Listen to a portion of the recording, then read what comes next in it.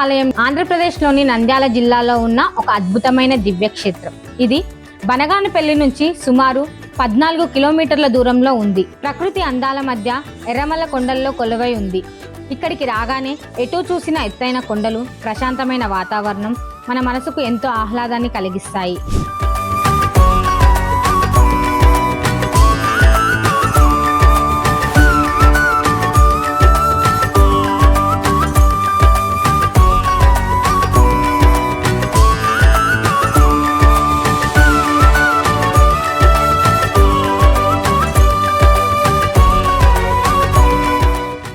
ప్రాంగణంలోకి అడుగు పెట్టగానే ముందుగా మనల్ని ఆకట్టుకునేది ఇక్కడి పవిత్రమైన పుష్కరిణి. కొండల్లో నుంచి ప్రవహించే స్వచ్ఛమైన నీరు ఎల్లప్పుడూ నందీశ్వరుడి నోటి ద్వారా ఈ కోనేరులోనికి వస్తూనే ఉంటుంది. సంవత్సరం పొడవునా ఈ నీరు ఇంకిపోకుండా ప్రవహించడం ఇక్కడి విశిష్టత. ఈ తీర్థంలో స్నానం చేస్తే పాపాలు తొలగిపోతాయని భక్తుల నమ్మకం.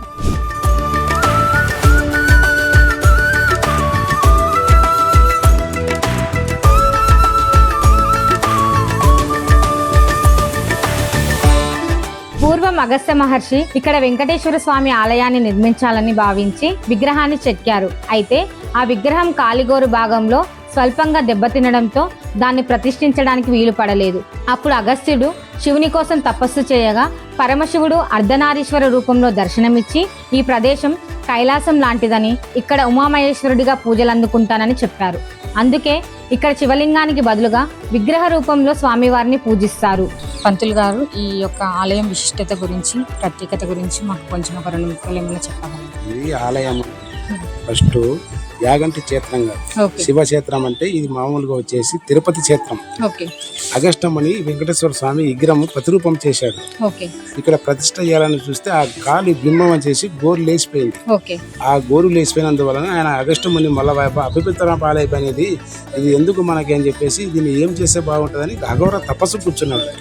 అప్పుడు శివపార్వతులు ఇద్దరు ప్రతిష్టమయ్యి, ఏం నాయన ఇంత తపస్సు చేస్తున్నామంటే, స్వామివారిని ఇక్కడ ప్రతిష్ట చేయాలని గుడి కట్టాను, కాలు గోరికి బిందం అయిపోయింది, ఎట్లా స్వామి దీనికి అంటే, వద్దున ఆయన అక్కడే గృహలోనే ఉంచేసేయి, ఇక్కడ పెట్టద్దు. మరి ఎక్కడైనా ఇప్పుడు ఈ గుడి కట్టాము కదా, దీనికి ప్రతిష్కారం ఎట్లా అంటే, నీకేం కావాలన్నా కోరుకోన్నాను. మీరు అమ్మ నాయన ఇద్దరు పార్వతి పరమేశ్వరుడు ఇక్కడే శిలారూపముగా నిదర్శనంగా పుట్టిశీలలుగా ఉండాలని చెప్తే, అప్పుడు సర్లే అని చెప్పేసి వాళ్ళు పుట్టిశీలలుగా నిలబడిపోయినారు. మరి వచ్చేసి మీకు నంది కావాలి, అక్కడ చిన్న గుండు ఉంది, అక్కడ ఆ గుండు మీద మీరు పోయి మమ్మల్ని తలుచుకొని అక్కడ చేపెట్టండి, గుండు మీద నంది ఆకారం ఏర్పడుతుంది. సరేలే అని చెప్పేసి ఆయన పోయి అక్కడ గుండు మీద చేపెడితే నంది ఆకారం అయిపోయింది. మళ్ళీ ఆ తర్వాత వచ్చేసి వీరబ్రహ్మేంద్ర స్వామి గారు ఇక్కడ వచ్చి కాలజ్ఞానం రాసుకుంటా, అచ్చమాంబకి గృహలో బోధ పోసుకుంటా, ఇక్కడ నంది వచ్చేసి పెరిగాను అంతకంతకి పెరిగి కలిగం అంతమైనప్పటికి ఆయన నేను వచ్చి మళ్ళీ సిస్టర్ రక్షణ చేస్తానని చెప్పేసి చెప్పినాడు. అందుకే సంవత్సరానికి ఒకసారి ఒక దారం పెరుగుతుంది, 20 ఏళ్ళకి ఒక అడుగు పెరుగుతుంది. అంటే ఇంతకు ముందు ప్రదక్షిణ చేయడానికి వీలుగా ఉండేది, కానీ ఇప్పుడు లేదు తిరగడానికి.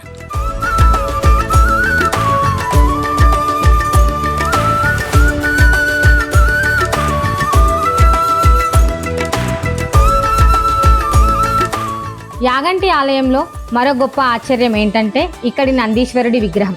ఈ నంది విగ్రహం ఏటికేడాడు పరిమాణంలో పెరుగుతుందని, దీని వెనుక శాస్త్రీయ మరియు దైవిక కారణాలు ఉన్నాయని చెబుతారు. యుగాంతం నాటికి ఈ నంది ప్రాణం పోసుకొని రంకె వేస్తుందని స్థానికుల నమ్మకం. అలాగే అగస్త్య మహర్షి తపస్సు చేసుకుంటున్నప్పుడు కాకులు విఘాతం కలిగించడంతో ఈ క్షేత్రంలో కాకులు తిరగకూడదని చెప్పించారట. అందుకే ఇప్పటికీ ఈ గుడి ప్రాంగణంలో మనకు ఒక్క కాకి కూడా కనిపించదు. ఇక్కడ కాకులు ఉండవంటారు కదా, కాకులు గానీ నవగ్రహాలు గానీ ఇటువంటి టెంపుల్స్ లేవు. అన్ని టెంపుల్స్ లో ఉంటాయి. శ్రీశైలం ఉంది, కాళహస్తి ఉంది, మహానంది ఉంది, అన్ని క్షేత్రాల్లో ఉన్నాయి నవగ్రహాలు. ఇక్కడ నవగ్రహాలు అనేవి ఉండవు. అంటే శని ప్రభావం అనేది లేదు స్థలం ఇది. ఇది ఒక అగస్త్య మహర్షి యొక్క శాపం అని కూడా అంటారు కదా, జ్ఞానం చేసుకున్నది నిజమే అంటారా? వాటింటి వచ్చేసి ఏం జరుగుతుందంటే, శనివారం నాడు ఎంత కటిక దరిద్రుడైనా కూడా ఈ ఆలయంలోన నిద్ర చేస్తే 7 ఏళ్ల శని ఉన్నా కూడా తిరిగిపోతుంది. ఇక్కడ వచ్చేసి ఇది కాశీ విశ్వనాథ లింగం. ఒక భక్తురాలు కాశీకి పోయింది, అక్కడ స్వామి కనపడే ఆమెకి నా ప్రతిరూపం చిన్న లింగం కొండవి అక్కడ ప్రతిష్ఠ చేయని చెప్పినాడు ఆమె.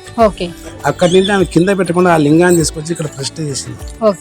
మళ్ళీ ఆమె ఆ లింగం కింద ఉంది కదని చెప్పేసి ఆ లింగానికి పెద్ద లింగం తయారు చేసి అక్కడ ప్రతిష్ఠ చేసింది. అనుకున్న కోరికలు ఏదైనా పెళ్లి కాని వాళ్ళు కానీ, సంతానం కాని వాళ్ళు కానీ, ఉద్యోగం రాకపోయినా, పితృదోషం ఉన్నా, ఇటువంటివి ఏమన్నా ఉన్నా కూడా ఆ స్వామి దగ్గర 101 రూపాయలు పెట్టి ఆ స్వామి కాడ కోరుకొని మొక్కుని తల కానిచ్చి మొక్కుని పోతే ఖచ్చితంగా వాళ్ళ పనులు నెరవేరుతాయి.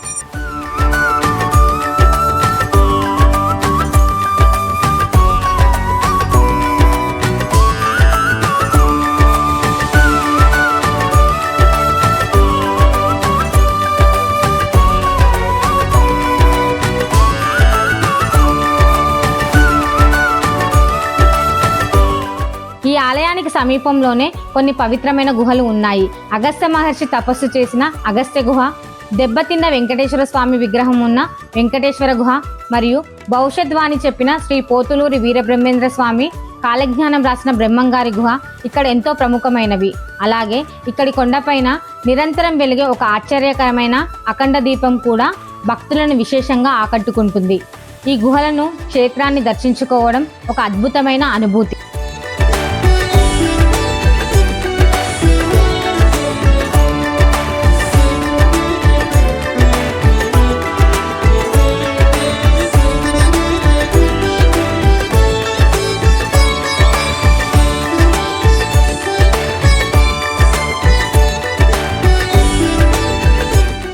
ఈ ఆధ్యాత్మిక మరియు ప్రాచీన అద్భుతాన్ని చూడడానికి అక్టోబర్ నుండి మార్చి నెలల మధ్య కాలం చాలా అనుకూలమైనది.